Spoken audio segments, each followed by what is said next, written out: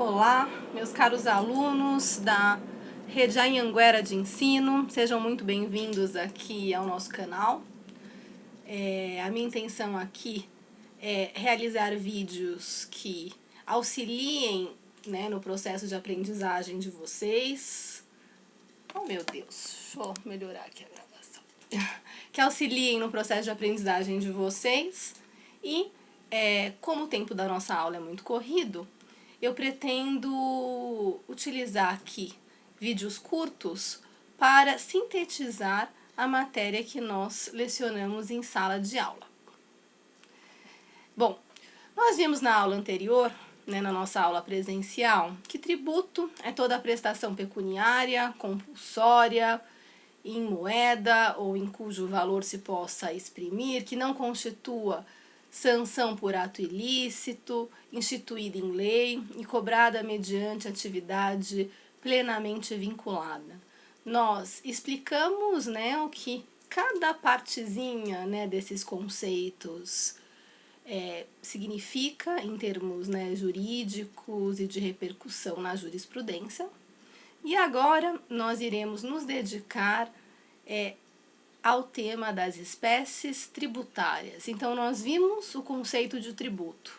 Agora nós vamos entender a classificação que foi feita, né, pela nossa Constituição, desse conceito geral, desse gênero tributo, em espécies diferentes. Então, vou começar aqui. O que é, né, classificar? Né, para a gente entender o tema das espécies tributárias, tal como elas foram instituídas pelo Constituinte, nós precisamos entender o que é uma classificação. Então, por exemplo, eu tenho aí no meu armário uma série de roupas, né? E eu preciso organizá-las. Então, o que eu faço? Bom, eu vou separar primeiro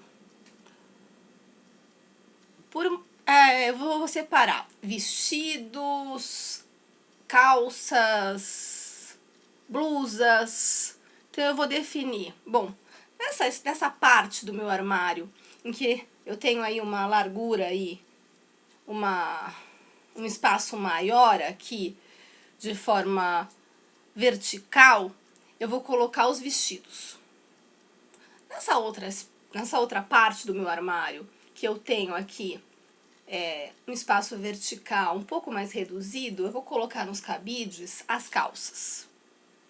Aqui eu tenho as gavetas. Nas gavetas eu vou colocar a minha blusa, as minhas blusas. Bom, utilizei um critério. Separei vestido, né, calça e blusas.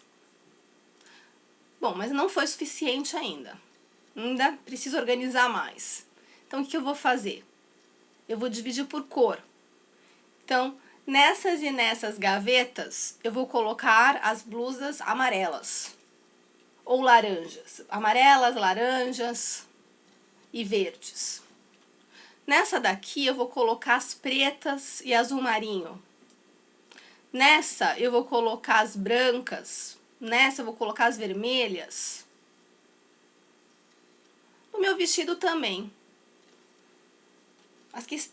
As laterais aqui, as gavetas laterais, eu vou colocar as roupas vermelhas e pretas. Nessa parte do armário, eu vou deixar os meus vestidos vermelhos e pretos. Nesta parte, eu vou colocar as minhas calças e também vou obedecer. Do lado direito, eu vou colocar as calças pretas, né, e as em azul marinho. Deste lado aqui esquerdo, eu vou colocar as brancas, as mais claras. Então, eu tinha um gênero, roupa, separei. Do que o legislador constituinte fez também? Ele tinha um gênero, tributo, e ele dividiu, olha, diante dessas características específicas, eu vou colocar nesta gaveta as taxas. E as taxas que estão nesta gaveta, elas seguirão normas jurídicas para a instituição delas, para arrecadação delas, nesse determinado sentido. Nesta gaveta, eu vou colocar os impostos, né? Nessa gavetona aqui, eu vou colocar os impostos. Os impostos, eles vão seguir o regime jurídico específico dos impostos, e eles se caracterizarão por tais e tais características, por isso que eles vão aqui para essa gaveta. Da mesma forma, as contribuições de melhoria, que bem pertinho das taxas, uma gaveta está as taxas, na gaveta de cima tá as contribuições de melhoria. Aqui nessa eu vou colocar as contribuições gerais. Nesta outra eu vou colocar os empréstimos compulsórios. Então, o legislador constituinte, ele pegou o gênero tributo e classificou em espécies, né? E ele utilizou para classificar essas espécies características, traços distintivos específicos, né? Então, para que vocês entendam, né, o tema das espécies tributárias, eu entendo por bem passar antes para vocês o tema da classificação dos tributos, conforme 3 critérios. Então vamos lá. Está um pouco improvisada, né, essa lousa, mas vamos que vamos. Então,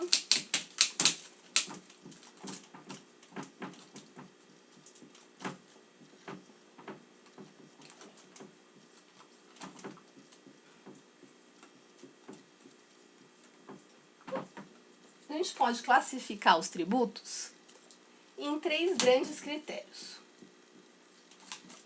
O primeiro critério é relacionado à vinculação da hipótese de incidência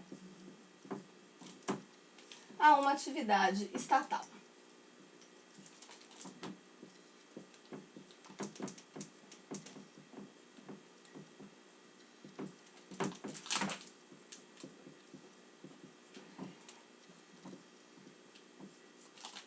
Essa classificação eu já passei brevemente para vocês. Nós vimos que a doutrina costuma classificar os tributos em tributos vinculados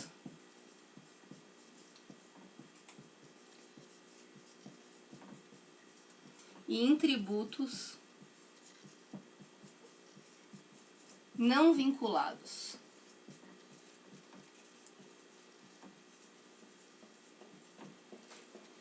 Entendam, nessa classificação, a palavra vinculação aqui, né, ela é utilizada pela doutrina para se referir a tributos vinculados a uma atuação estatal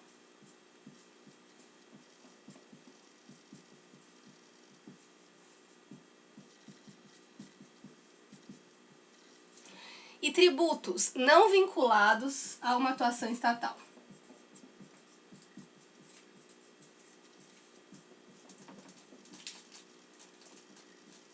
Através desse primeiro critério, a gente consegue entender, a gente consegue encontrar 3 espécies tributárias. Ele permite que a gente encontre 3 espécies tributárias aqui.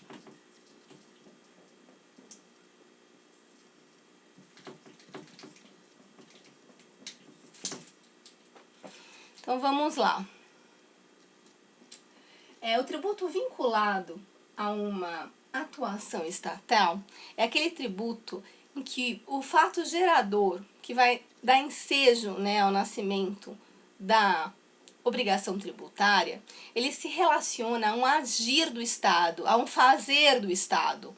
Né? A hipótese de incidência que nós vimos, né, nós estudamos o que é regra matriz de incidência tributária, o que é hipótese de incidência consequente.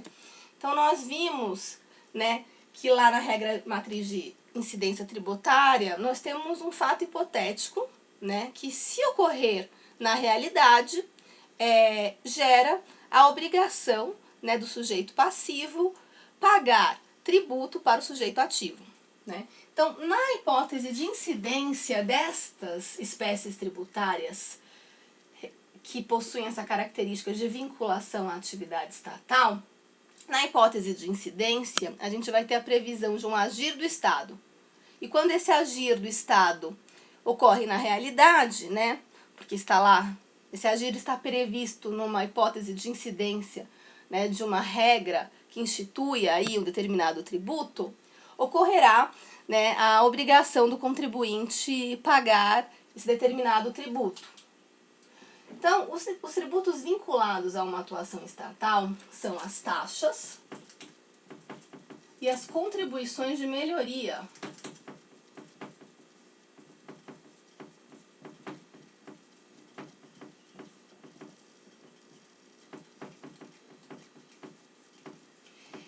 Esses tributos, eles são chamados de tributos contraprestacionais.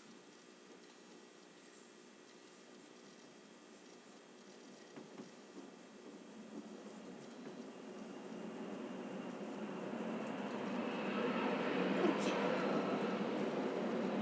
Vamos aqui. As taxas, elas são tributos que se caracterizam, né, na sua hipótese de incidência, no seu fato gerador, por uma atuação do Estado que presta ou um serviço público específico e divisível ao contribuinte, ou que exerce efetivamente o poder de polícia.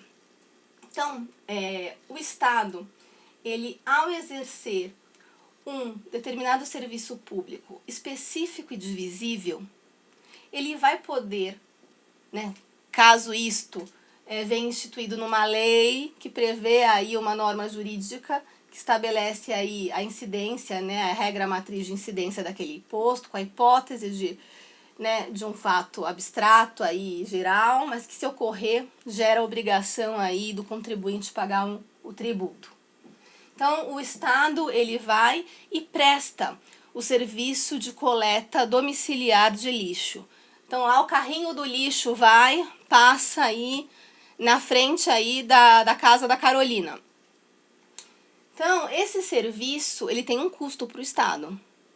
O Estado, ele pode instituir um tributo, o Estado, no caso, né, com a competência administrativa para realizar a coleta domiciliar do lixo do município, então Estado aqui, o poder público aqui no ente federal do município, ele pode instituir uma taxa pela cobrança da coleta domiciliar de lixo.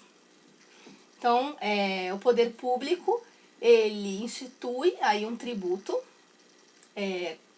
uma taxa, e esse tributo, ele é vinculado a uma atuação estatal. Na hipótese de incidência, para que ocorra, né, a obrigação do contribuinte pagar o imposto, é necessário que o Estado ele realize aí o serviço público de coleta domiciliar de lixo e passe, né, efetivamente ali na casa da Carolina.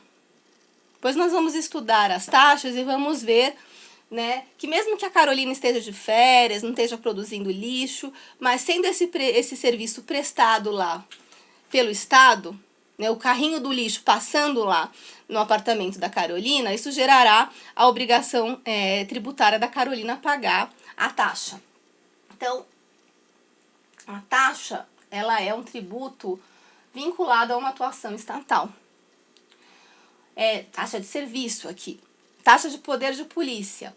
Então, o poder público, ele tem que exercer aí a atividade de fiscalizar, né, o particular, para saber se esse particular ele está realmente cumprindo as normas, por exemplo, de vigilância sanitária.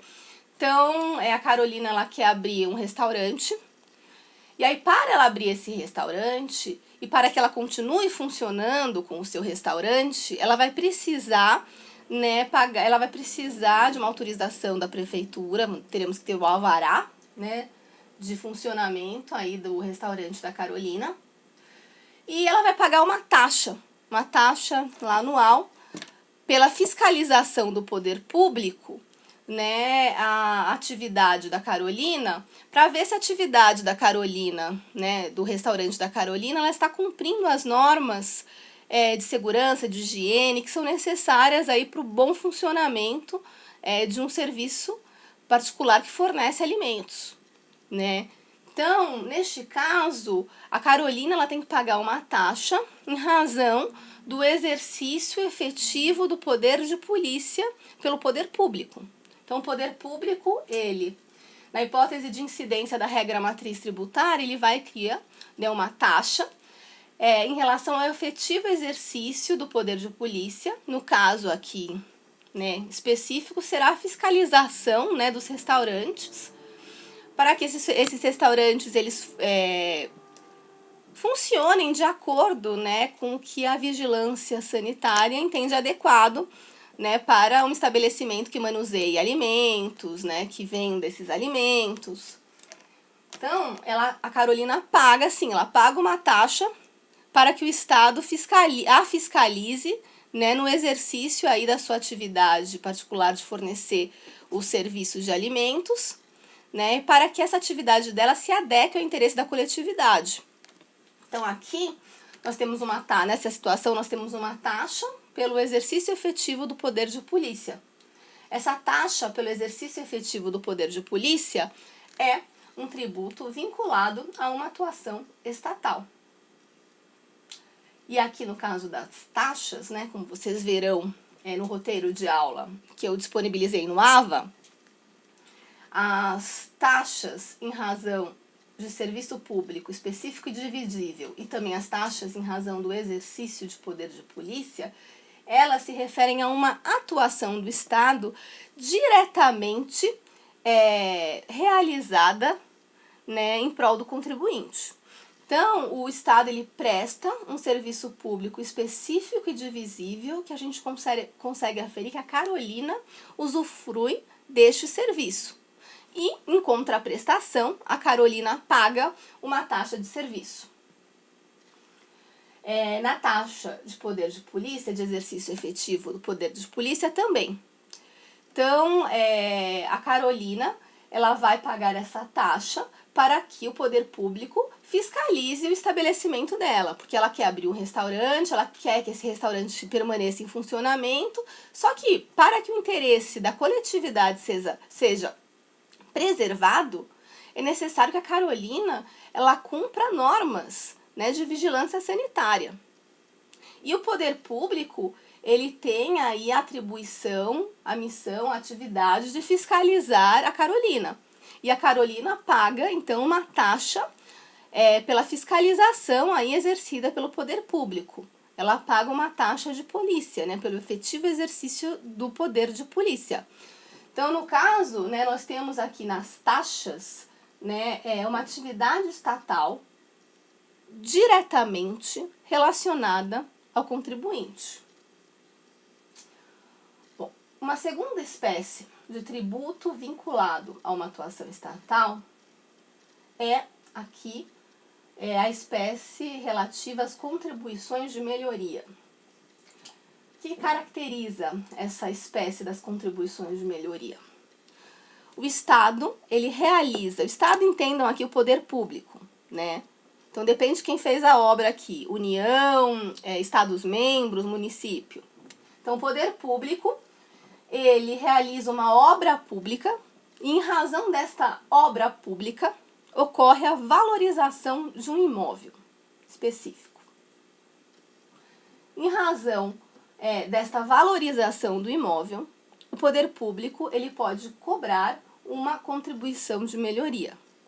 Desde que, é claro, nós tenhamos uma lei que tem uma norma jurídica ali, que vai ter a sua hipótese de incidência, que preveja que em razão daquela obra específica, que vai ter um custo tal para o Estado, poderá aí ser cobrada aí a contribuição de melhoria. Então, havendo uma lei que preveja essa contribuição de melhoria, esse tributo, o poder público, depois que terminou a obra, que o imóvel se valorizou, ele poderá cobrar aí uma única vez essa contribuição de melhoria. Então, o que a gente vê aqui? A gente vê que a contribuição de melhoria é um tributo vinculado a uma atuação estatal. Aqui, a doutrina costuma dizer que é uma atuação estatal indiretamente voltada ao contribuinte. Por quê? Porque a obra pública, ela é realizada, né, para o interesse aí da coletividade em geral. Então você constrói aqui aquela via que vai melhorar aí o trânsito, a mobilidade urbana.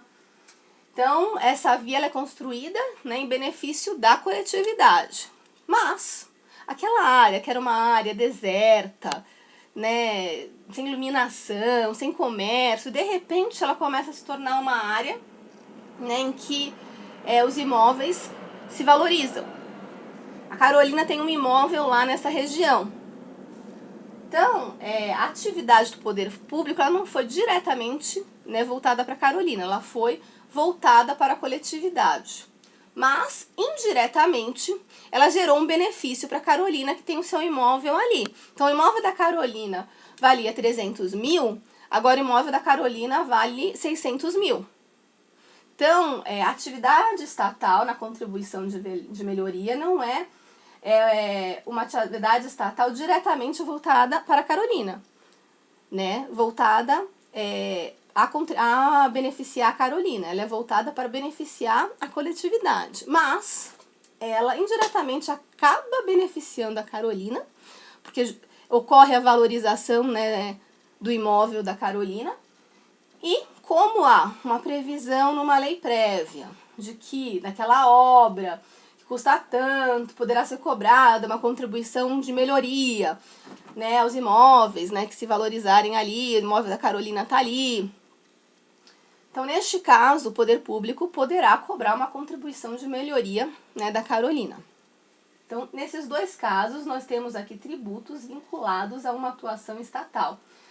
A obrigação tributária, a obrigação de pagar o tributo, ela nasce, né, de uma atuação estatal. Aqui, um serviço público específico e divisível, exercício efetivo do poder de polícia, uma atividade diretamente voltada ao contribuinte. Aqui, uma contribuição de melhoria nessa segunda espécie aqui, que indiretamente atinge um contribuinte, ele é voltada para a coletividade, mas indiretamente atinge o contribuinte, gerando uma valorização no seu imóvel, né? E aí, havendo a lei, ocorrerá aí, né, a incidência em concreto, né, da regra matriz, e a Carolina terá que pagar o tributo, contribuição de melhoria. Então, a gente entendeu aqui, classificação dos tributos. O primeiro critério que a doutrina utiliza para classificar os tributos é a vinculação da hipótese de incidência a uma atividade estatal, a vinculação do fato gerador, que vai fazer nascer aí a obrigação tributária a uma atividade estatal. Taxas, serviços públicos específicos e divisíveis, taxas, efetivo exercício do poder de polícia. 2, contribuições de melhoria, valorização de um imóvel por uma obra pública. Esses são os tributos vinculados.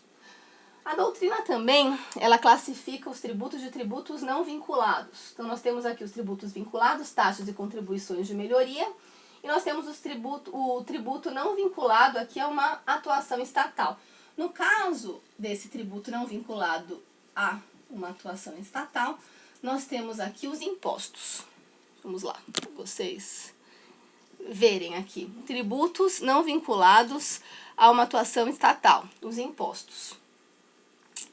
Então, nos impostos, nós estudamos, né, o artigo 16 do CTN, nós tivemos a oportunidade de ler juntos esse artigo.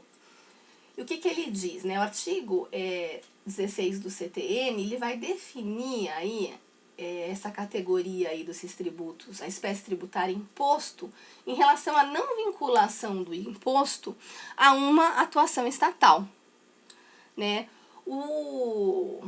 Vou até pegar o artigo 16 aqui do CTN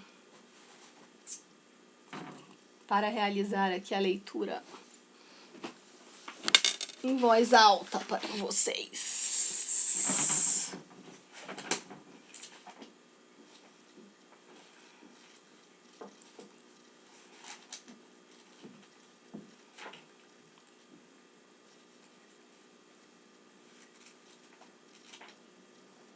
Aqui tá na minha mão já. Artigo 16. Imposto é o tributo cuja obrigação tem por fato gerador uma situação independente de qualquer atividade estatal específica relativa ao contribuinte. Então, essa espécie aqui, tributária imposto, ela se caracteriza por o fato gerador que dá ensejo, né, ao nascimento da obrigação tributária, ela não está vinculada a uma atuação estatal. Então, no imposto, o fato gerador, ele se relaciona a uma atuação do contribuinte. Uma atuação do contribuinte. O contribuinte, ele manifesta um signo que manifesta a riqueza. Então, no imposto nós teremos uma atuação do contribuinte, né, que representa uma manifestação de riqueza do contribuinte. Então, por isso que a gente fala que no caso do imposto, é uma espécie tributária relativa a uma atuação do contribuinte, a uma manifestação de riqueza do contribuinte. Então, o contribuinte auferiu renda, o contribuinte, ele circulou mercadoria, o contribuinte, né, é proprietário de um veículo automotor, ele é proprietário, né, de um prédio territorial urbano. Então, nessas situações aqui, nós estamos vendo uma atuação do contribuinte. Então, o imposto está dentro aqui dessa categoria, né, feita pela doutrina de tributos não vinculados a uma atuação estatal. Então, aqui, classificação dos tributos. A doutrina pegou o gênero aí, tributo, e utilizou esse critério, vinculação da hipótese de incidência a uma atividade estatal. Os tributos vinculados, entendam, vinculados a uma atuação estatal, a hipótese de incidência, o fato gerador é uma atuação do Estado, né? Essa atuação do Estado tem um custo, no caso das taxas, né, que vai um custo que será que vai ser remunerado através aí desse tributo taxa. No caso da contribuição de melhoria, o poder público fez uma obra, essa obra também tem um custo, o contribuinte enriqueceu, porque o imóvel dele se valorizou, e ele vai ter que contribuir também, né, com a coletividade, auxiliando aí no custo da obra, né. Então, essa é a primeira classificação. Tributos, conforme a vinculação da hipótese de incidência, é uma atividade estatal. Vejam aqui que, como eu também adiantei, através desse critério, nós conseguimos identificar apenas 3 espécies tributárias previstas no nosso ordenamento. A gente consegue identificar as taxas, as contribuições de melhoria e os impostos. Mas, eu já adiantei para vocês também em aula, que a nossa Constituição, segundo o entendimento do Supremo Tribunal Federal, ele adota a teoria da pentapartição. A Constituição Constituinte adotou o critério da pentapartição. O que é isso? O contribuinte estabeleceu na nossa Constituição 5 espécies tributárias. Ele estabeleceu, né, na Constituição os impostos, as taxas, as contribuições de melhoria, mas ele também estabeleceu os empréstimos compulsórios e as contribuições gerais. Depois nós veremos a divisão aí, subespécies dessas contribuições gerais. Então, o Constituinte, ele estabeleceu 5 espécies tributárias. Através desse critério, desse primeiro critério, a gente só consegue identificar 3 espécies tributárias previstas em nosso ordenamento jurídico. A gente consegue identificar as taxas e as contribuições de melhoria, que são tributos vinculados a uma atuação estatal. E a gente consegue identificar tributos não vinculados a uma atuação estatal, que é o imposto. Essa classificação fazia muito sentido na época do CTN. Eu já comentei com vocês também que o CTN ele é uma lei de 66. E naquela época, existiam 3 espécies tributárias no nosso ordenamento: as taxas, as contribuições de melhoria e os impostos, né? O CTN ele foi aí instituído adotando um critério tripartite. Ele dividia esse gênero tributo em taxas, contribuições de melhoria e impostos. O CTN, mesmo sendo uma lei de 66, quando entrou aí em vigor a Constituição de 88, né, vocês também já devem ter estudado em teoria geral do direito constitucional, que todas as normas jurídicas que não afrontem a nova Constituição, elas são, por ela, né, recepcionadas. Então, o CTN, ele foi recepcionado naquilo que não contrariar a nova Constituição, naquilo que não contrarie a Constituição Federal de 88, o CTN foi recepcionado pela nova ordem constitucional. Né? Claro, alguns dispositivos, e isso também nós vamos estudar, né, no decorrer do curso, eles não foram recepcionados, mas a maior parte do CTN foi recepcionado, ou, assim, quando nós formos ler o CTN, nós temos que ter, né, em vista a nova ordem constitucional, né, que foi instituída pela Constituição de 1988. Mas, essa classificação aqui, ela é insuficiente para permitir a identificação dos traços característicos, né, que qualificam as contribuições gerais e os empréstimos compulsórios. Através dessa classificação geral, eu não consigo distinguir uma contribuição social sobre o lucro líquido de um imposto de renda à pessoa jurídica. Eu não consigo. Eu vou olhar e falar, é a mesma espécie tributária? Não é. A Constituição, ela diferenciou imposto, taxa, contribuição de melhoria, contribuições gerais e empréstimos compulsórios. Né? As contribuições gerais, nós vamos ver que elas se caracterizam por uma destinação legal específica da receita. Então, o valor arrecadado pela contribuição social referente ao lucro líquido da empresa, ele vai ter que ser direcionado à Seguridade Social.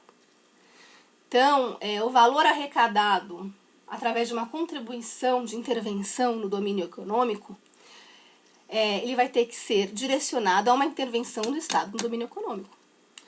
Uma contribuição corporativa referente aí à fiscalização de uma entidade de classe. Essa contribuição, ela vai ter que ser utilizada para a fiscalização da entidade profissional. Então, a contribuição, ela tem por característica uma destinação legal da receita, a um custeio específico, né? Então, nós vamos ver agora o segundo critério de classificação.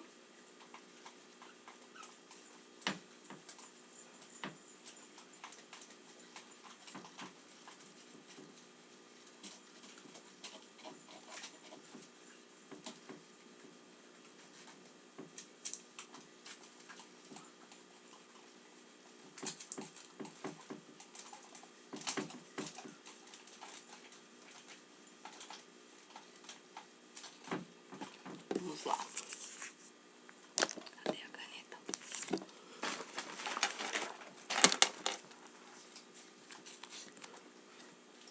Então, o segundo critério de classificação que a doutrina aponta se refere à vinculação a vinculação ou não da receita arrecadada a uma despesa específica, né? Então, ela vai levar em conta a destinação legal. Consegue dar a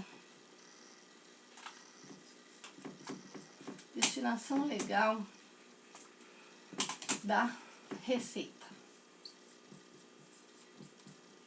Então, através desse critério, a gente consegue identificar o traço característico das contribuições gerais. Se vocês olharem, né, o artigo 149 da Constituição, vocês vão ver que o que caracteriza esse tributo é justamente a destinação legal daquela receita a uma despesa específica. Então, Os impostos, pelo contrário, eles não têm essa característica. Pelo contrário, o artigo 167 da Constituição, ele veda que as receitas dos impostos sejam destinadas a uma atuação específica, a uma despesa específica. Então, quando o dinheiro dos impostos ele ingressa nos cofres públicos, ele ingressa de forma geral nos cofres públicos e aquela receita geral ela vai ser distribuída conforme, né, o que foi previsto aí nas leis orçamentárias, na lei plurianual, na lei de diretrizes orçamentárias, na lei orçamentária anual, né?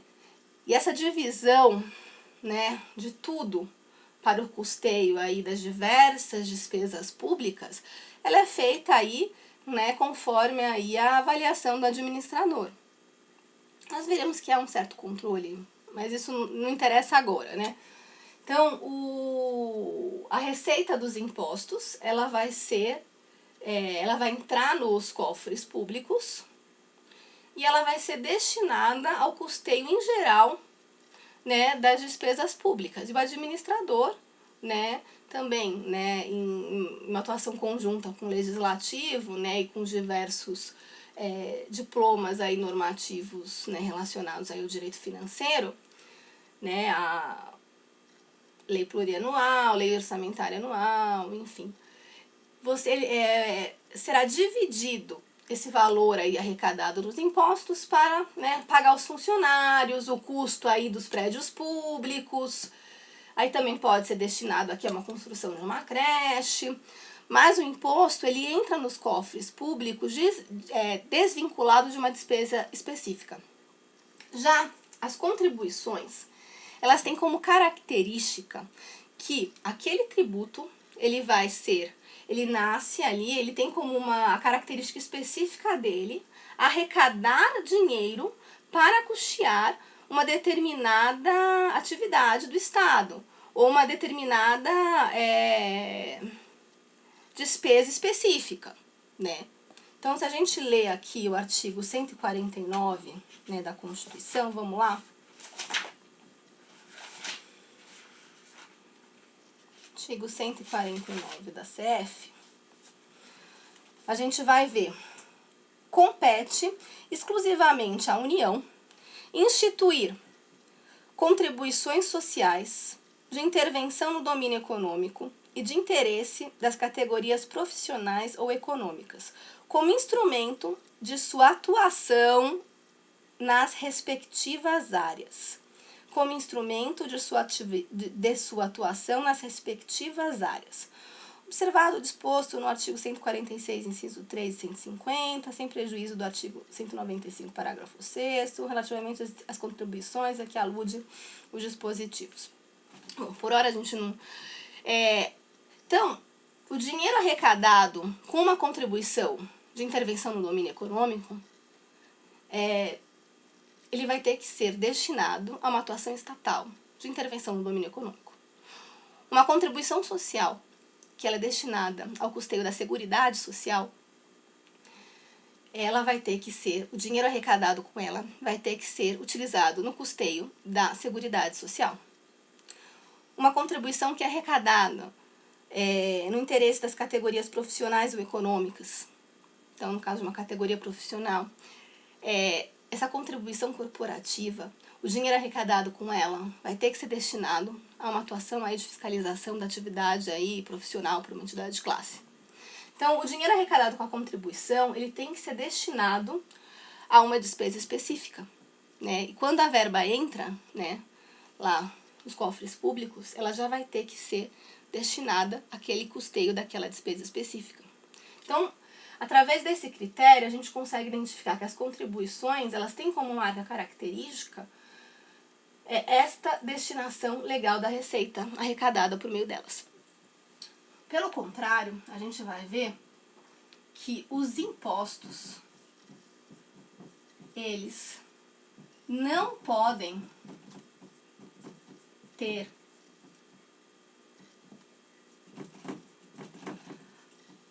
o produto da sua arrecadação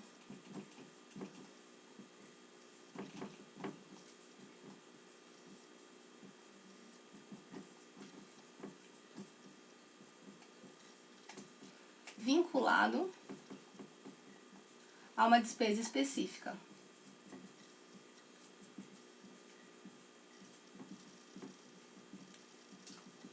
Certo? Então, o dinheiro dos impostos, ele entra nos cofres públicos e esse dinheiro aí dos impostos, ele vai ser distribuído aí conforme aí o previsto aí nas normas orçamentárias, né, daquele exercício. Então, claro, nós veremos que a Constituição, ela mesma, fala determinado percentual do imposto de renda vai lá para a educação, mas um determinado percentual vai lá para a saúde. Mas isso é exceção, assim, está previsto na própria Constituição. Agora, a União, ela não pode fazer uma lei que está instituindo aí, que está o imposto de renda e falar, olha, não sei quantos % do imposto de renda vai para custear pesquisas aí de jovens brasileiros que estão pesquisando no exterior. Não pode. Né? O Estado também não pode falar que uma parcela da arrecadação do ICMS vai ser utilizado para custear aí, moradias, projetos aí de moradias populares. Não pode. Isso inclusive aconteceu. Nós tivemos um caso concreto em que o Estado ele instituiu aí uma majoração, assim, ele aumentou aí um pouquinho do ICMS para que essa parcela fosse utilizada para a construção de moradia. Foi declarado inconstitucional, porque não pode. Os impostos não podem ter o produto da sua arrecadação vinculado a uma despesa específica. Isso está no 167. Vamos ler o artigo 167? Aqui, o 6. 167, quarto, na verdade. 167, quarto. A vinculação da receita de impostos a órgão, fundo ou despesa. Então, vamos pegar o caput, né? Então, aqui o artigo 167. São vedados a vinculação de receita de impostos a órgão, fundo ou despesa, ressalvadas a repartição do produto da arrecadação dos impostos a que se refere os artigos 158 e 159, são vedadas a destinação de recursos... Então, são vedadas a vinculação da receita de impostos a órgão, fundo ou despesa. São vedados a vinculação de receita de impostos a órgão, fundo ou despesa. Nós veremos depois que a própria Constituição, ela ressalvou aí que um percentual, sim, né, da arrecadação deverá ser destinado ao desenvolvimento de ensino, né, e saúde. Mas isso nós vamos ver depois. Agora, isso é a própria Constituição que ressaltou. O legislador infraconstitucional não pode, ao lá instituir a lei aí do imposto de renda, dizer que uma parcela da arrecadação do imposto de renda vai, como eu falei, para pesquisa. Ou dizer que 50% do imposto de renda vai para educação. Não pode dizer isso. Né? Então, no caso do ICMS, não pode vir a lei estadual, lá que instituiu lá o ICMS, e dizer que uma parcela da arrecadação vai para construção de moradias populares. Não pode.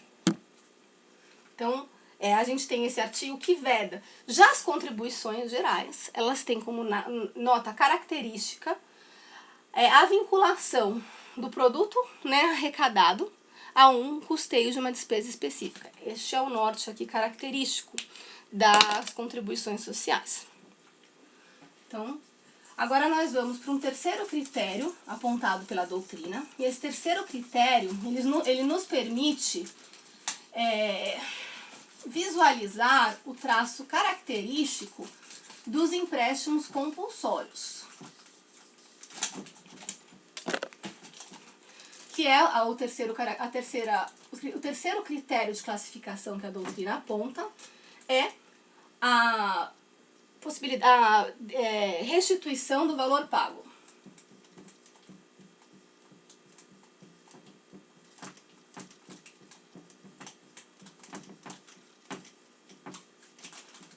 restituição do valor pago. Esse critério de classificação, ele é o critério que nos permite identificar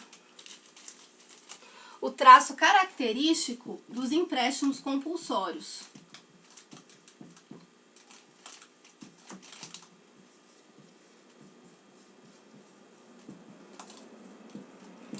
Os empréstimos compulsórios, eles são tributos restituíveis, né? Em caso de guerra externa ou sua iminência, em caso de calamidade pública, em caso de investimento público de interesse, de relevante interesse nacional e também, né, com uma necessidade de urgência. A União, ela poderá, através de uma lei complementar, instituir empréstimos compulsórios. Agora, ela institui a lei da União, que institui determinado empréstimo compulsório.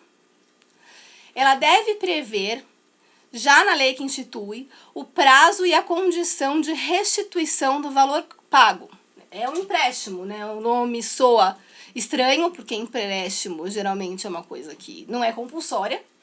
Mas aqui a gente está tratando de um tributo, prestação pecuniária compulsória, né? E é um empréstimo compulsório. O que distingue esse tributo, que faz dele uma espécie específica e como espécie específica detentora de um regime jurídico específico, é essa característica dele ser restituível. Se a gente analisar os empréstimos compulsórios também pelo aquele critério anterior, né, da destinação legal da receita, a gente vai ver que os empréstimos compulsórios, eles também têm a receita deles vinculada à despesa, né, que gerou aí a necessidade de sua instituição. Então, se o poder público ele institui empréstimo compulsório, porque nós estamos numa iminência de guerra, de repente não tem a guerra, o poder público pode pegar esse dinheiro que ele arrecadou e usar para, sei lá, educação? Não, não pode. Não teve a guerra, ele vai ter que devolver o dinheiro, e ponto. O empréstimo compulsório, então, assim, o poder público instituiu o empréstimo compulsório em razão de uma calamidade pública. O valor arrecadado nesse empréstimo compulsório, ele vai ter que ser destinado, né, ao custeio aí das atividades relativas aí a uma atuação estatal para realmente, né, minimizar os danos daquela calamidade pública. Então, o investimento público de caráter nacional. Então, o empréstimo compulsório, se a gente colocar os óculos, né, eu falo quando a gente trata de classificação, a gente põe óculos. Então, a gente põe o óculos da segunda classificação, a gente tira o óculos da terceira e põe o da segunda, a gente vai ver que o empréstimo compulsório, ele também tem a receita, né, o valor que o poder público arrecadar com ele vai ter que ser vinculado, né, à despesa que originou aí a necessidade aí da sua instituição. Agora, né, o marco característico dos empréstimos compulsórios é esse traço aqui, restituição do valor pago. Ele é o único tributo em que o poder público ele institui o tributo e ele tem que estabelecer o prazo e as condições de restituição. E assim, se o poder público instituir o tributo e ele foi pago em dinheiro, o poder público vai ter que devolver dinheiro. Não vai poder devolver em títulos da dívida pública, ele vai ter que devolver em dinheiro. Mas nós analisaremos melhor os empréstimos compulsórios depois. Então, a classificação dos tributos, restituição do valor pago, esse terceiro critério, ele permite que nós encontremos o traço diferenciador dos empréstimos compulsórios, traço este que faz com que o contribuinte e depois o legislador infraconstitucional, né, estabeleçam um regime jurídico próprio para eles, normas jurídicas próprias para regular aí, né, a instituição, a arrecadação, né, destes tributos. Essa classificação, ela não é só uma questão aí, né, de elucubração doutrinária, não. Como vocês viram, é importante a gente conseguir identificar sobre qual tributo nós estamos trabalhando. Então, peraí, vou apagar aqui. Essa classificação ela é importante porque, em razão dela, a gente vai conseguir identificar se, na prática, nós estamos diante, dá pra ver, de um imposto, de uma taxa, né, uma taxa de serviço ou de polícia. Nós vamos poder identificar se nós estamos diante de uma contribuição de melhoria,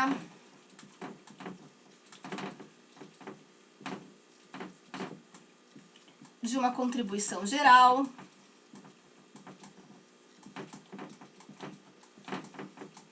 ou de um empréstimo compulsório.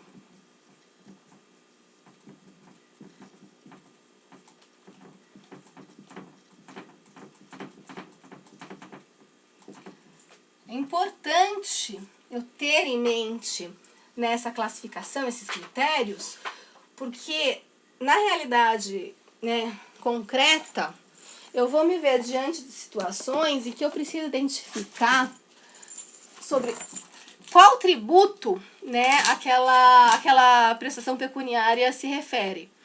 Então, por exemplo, eu vou explicar aqui. Vocês sabem o que é uma caneta, né? Isso aqui, nós temos o signo linguístico caneta, e isso aqui é a caneta. A caneta é isso aqui, e o nome aí dado pela nossa língua para identificar esse objeto aqui é caneta. Se eu chego para vocês e falo, isso aqui é uma caneta, o que vocês vão falar? Nossa, a professora Carol, ela enlouqueceu de vez. Realmente, ela está trabalhando muito, está estudando muito, não tá, enlouqueceu. Isso aqui não é uma caneta. Isso aqui é um lápis. Então, o fato de eu chamar isso aqui de caneta não significa que isso seja caneta. Se é o símbolo linguístico caneta, ela identifica esse objeto aqui. Da mesma forma, se o poder público ele der o nome de taxa para uma situação em que eu verifico que o fato gerador, a hipótese de incidência que faz nascer a obrigação tributária, ela não é uma atuação do Estado, seja através de um serviço público específico, divisível, prestado efetivamente ou potencialmente ao contribuinte, ou exercício do poder de polícia. Não. Na verdade, o poder público ele está utilizando o nome taxa, mas, na verdade, ele está tributando uma manifestação de riqueza da Carolina. Manifestação essa de riqueza que ele não poderia tributar, porque ou é de competência de outro ente, ou é do próprio ente, mas já é objeto de tributação por um determinado imposto. Então, é importante eu saber, olhar, entender a natureza jurídica do tributo que eu estou trabalhando, né, para eu saber o regime jurídico que vai ser aplicado a ele. Então, se eu verificar na prática que aquele tributo que o poder público está dando o nome de taxa, na verdade não é uma taxa, é uma característica de um imposto que é de competência de outro ente ou que é do próprio ente, mas que já existe, já é instituído, e pela Constituição lá é o Imposto Predial Territorial Urbano. Então o município vai e fala, eu quero cobrar uma taxa de turismo aqui no município, e eu vou cobrar, pelo valor venal do imóvel, eu vou cobrar de cada um dos proprietários de imóvel uma taxa de turismo. O poder público não pode fazer isso. Na verdade, se a gente olhar o fato gerador que está fazendo nascer aquela obrigação tributária é o ser proprietário de imóvel predial territorial urbano, né? Ali a hipótese de incidência de um imposto, o imposto predial territorial urbano. Então, isso que o contribuinte está dando, que o poder público está dando o nome de taxa, não é uma taxa, é um imposto, e imposto que já que é o IPTU. Então, essa taxa é inconstitucional. Outra coisa, por que é importante essa classificação? Se vocês olharem, né, a Constituição, ela vai ter ali no 154, vamos ler.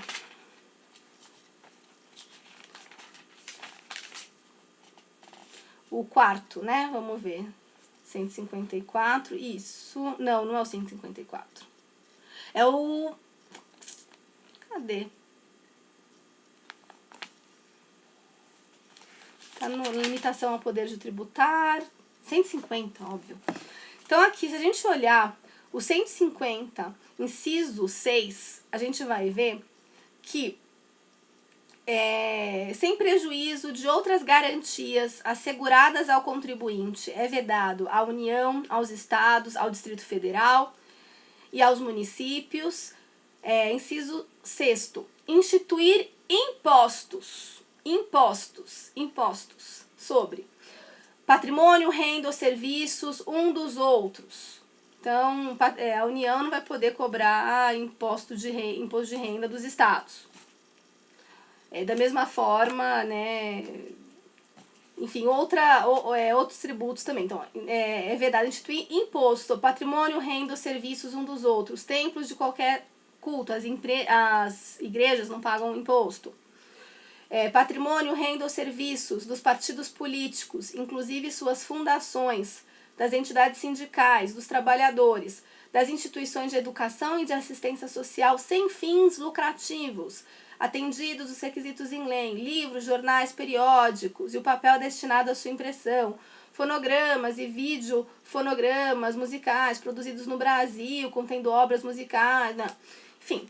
Esse artigo 150, ele traz as imunidades. E a imunidade aqui ela é prevista para imposto. Vocês viram aqui o termo taxa? O termo contribuição de melhoria, o termo contribuição, o termo empréstimo compulsório? Não tá. A imunidade é referente a imposto. Então, eu vou ter que saber qual é o tributo que está incidindo ali naquela situação concreta, conforme a hipótese de incidência, a natureza, né, daquele tributo nos seus traços característicos. Por quê? Porque o imposto ele vai ter um regime jurídico, normas jurídicas que regulam a instituição daquele tributo e tudo, desde a Constituição à legislação infraconstitucional, ele vai ter um regime jurídico próprio. As taxas vão ter um regime jurídico próprio, as contribuições de melhoria vão ter um regime jurídico próprio. Então é importante eu saber. Outra coisa, nós também temos uma lei que regula as compensações em nível federal. Nós temos a Lei 8.383 de 91. Esta lei, ela previu a compensação, né, de tributos federais, desde que da mesma espécie. Então, quando essa lei ela foi criada, se gerou aí uma celeuma, né, na jurisprudência, para realmente eu aplicar essa norma que diz que é possível a compensação por tributos da mesma espécie. Então, o que é tributo da mesma espécie? Se eu tenho um crédito referente a imposto federal, eu vou poder compensar com um débito referente a imposto federal. Se eu tenho um crédito referente a uma contribuição, eu vou poder compensar com crédito referente à contribuição. Quando a lei foi criada, se gerou, eu tenho que compensar imposto de renda, crédito de imposto de renda com com débito de imposto de renda, eu tenho que... Não, o que foi decidido eu posso compensar crédito de imposto federal com débito de imposto federal. Né? Eu posso compensar crédito de contribuição com débito de contribuição. Né? Então, o mesma espécie significa isso. Né? Essas espécies aqui tributárias. E, enfim, mas vocês terem claro, né, o critério para identificar imposto, taxa, contribuição de melhoria, empréstimo compulsório, contribuições especiais, é realmente importante, por isso esta aula aqui. Então, nós estamos finalizando esse vídeo. Eu vou fazer mais e mais vídeos, porque eu acho que isso vai contribuir, né, para o aprendizado de vocês. E o nosso tempo em sala de aula é realmente curto, e então nós vamos trabalhar assim, eu vou enviando, e como eu falei, né, o mais importante é vocês se desenvolverem aí no conhecimento. Né? Não é a prova A, não é... Sabe, aproveitem o tempo da graduação para vocês firmarem uma base séria, forte aí nas matérias. E também, como eu falei, na OAB nós temos aí, vão ter 10 questões de tributário. A segunda fase da OAB em direito tributário é uma ótima opção, né? Então, e muitos querem trabalhar porque é uma área, né, geralmente rentável. Então, estudem, né, o direito tributário. Estamos aí, né, para ajudá-los, né, nessa tarefa aí, nesse processo aí de aprendizagem de vocês. E eu vou enviando mais vídeo. E o material, o roteiro de aula, vai estar disponível no AVA. Até lá, até mais, né? A gente se encontra logo mais em outro vídeo. Fiquem com Deus.